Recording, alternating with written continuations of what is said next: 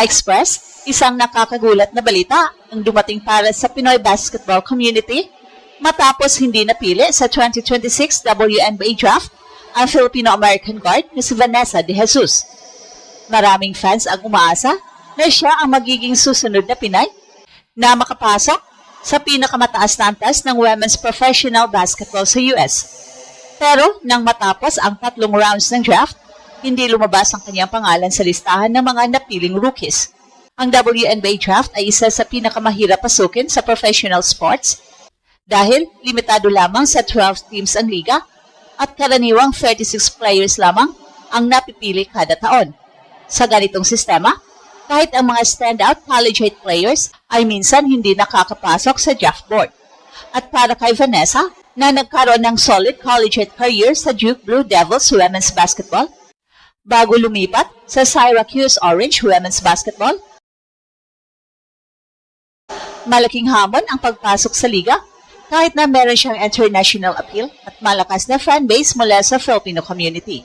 Ang kanyang undrafted status ay nagbukas muli ng diskusyon sa social media tungkol sa tinatawag ng mga fans na Pinoy curse sa pinakamalaking basketball league sa mundo.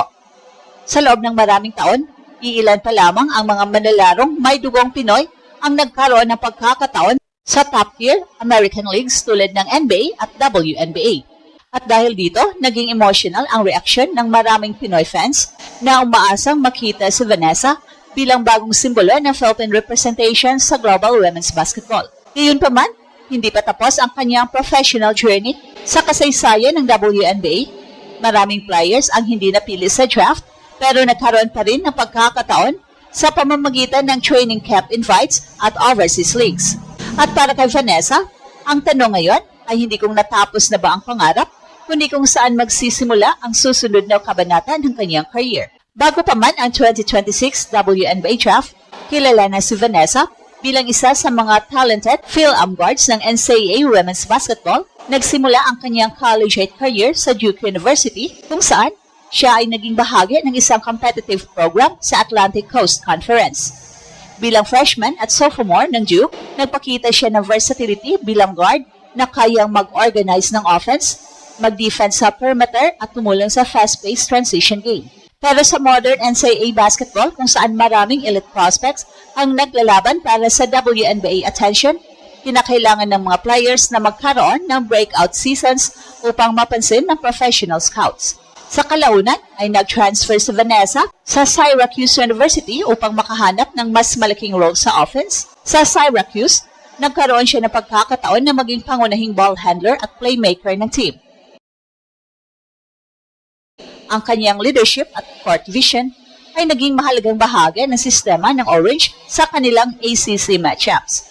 Gayunpaman, kahit na sulit ang kanyang collegiate numbers, nananatiling napakahirap ng competition sa WNBA draft pool bawat taon.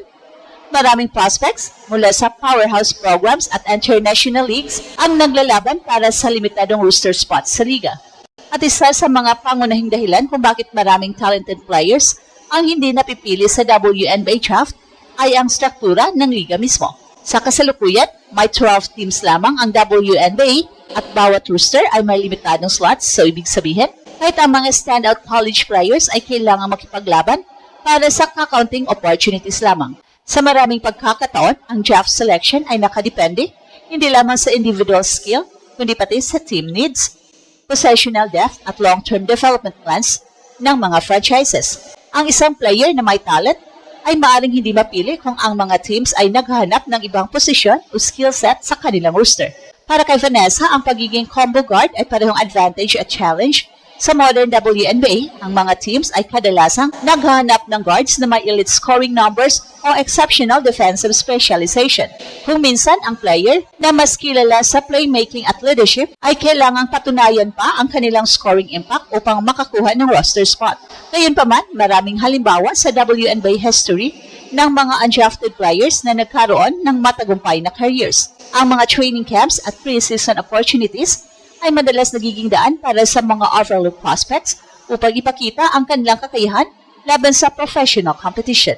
Ang pagiging undrafted ay hindi nangangahulugan ng pagtatapos ng professional dream.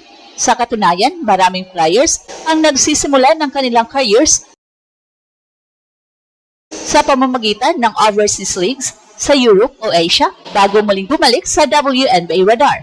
At para kay Vanessa, ang kanyang international background at connection sa Filipino basketball community ay maaring magbukas ng bagong opportunities. Ang mga professional leagues sa Europe, Australia at Asia ay madalas nagre-recruit ng players mula sa NCAA upang palakasin ang kanilang roosters. Bukod pa dito, ang kanyang pangalan ay matagal nang nababanggit sa usapan tungkol sa potential representation ng Philippine women's basketball sa international competitions. Kung sakaling piliin niyang maglaro sa international stage, maaari siyang maging mahalagang bahagi ng paglaro ng women's basketball sa Pilipinas. At sa mas malalim na pagsusuri, ang pagiging undrafted ni Vanessa sa WNBA ay hindi lamang simpleng balita tungkol sa isang player na hindi napili sa draft. Ito ay nagbubukas ng mas malawak na usapan tungkol sa structural challenge ng liga at kung bakit napakahirap makapasok dito kahit para sa mga talented collegiate athletes. Hindi tulad ng ibang professional leagues, napakaliit ng WNBA sa bilang ng teams at roster spots. At dahil dito, kahit ang mga standout players mula sa malaking NCAA programs ay madalas na hindi agad nakakahanap ng pwesto sa draft. Isa sa mga mahalagang factor sa sitwasyon ni Vanessa ay ang uri ng role na kanyang ginagampanan sa college basketball bilang isang playmaking guard na kilala sa court vision, ball handling at leadership. Ang kanyang style ay mas nakasentro sa pag-organize ng offense kaysa pagiging primary scorer. At sa modern professional basketball, lalo na sa WNBA, madalas hinahanap ng mga teams ang guards na may mataas na scoring production o elite defense specialization. Dahil dito, ang mga players na may balanced skill set pero hindi dominant sa isang statistical category ay minsan napapansin ng mas kaunti sa draft evaluations. Gayunpaman, hindi nangangahulugan na limitado na ang kanyang career options. Sa katunayan, maraming WNBA players ang dumaan sa ruta ng pagiging undrafted bago makahanap ng pagkakataon sa professional stage. Ang mga training camps, pagkatapos ng draft ay madalas nagiging pagkakataon para sa mga teams na subukan ang additional prospect na hindi napili sa draft board. Bukod dito, ang mga international leagues sa Europe at Asia ay nagiging mahalagang development ground para sa maraming American at international players. At para kay Vanessa, ang kanyang Pinoy heritage ay nagbibigay rin ng unique dimension sa kanyang basketball journey. Sa Pilipinas, lumalakas ang interest sa women's basketball at patuloy na lumalaki ang suporta para sa mga atleta na may Pinoy roots. Kung pipiliin niya maglaro sa international competitions o regional leagues, maaari siya maging isa sa mga bagong mukha ng Pinoy representation sa global women's basketball. At ito ang Express Info kung saan bawat kwento ginulat ng mundo. Don't forget to like and subscribe.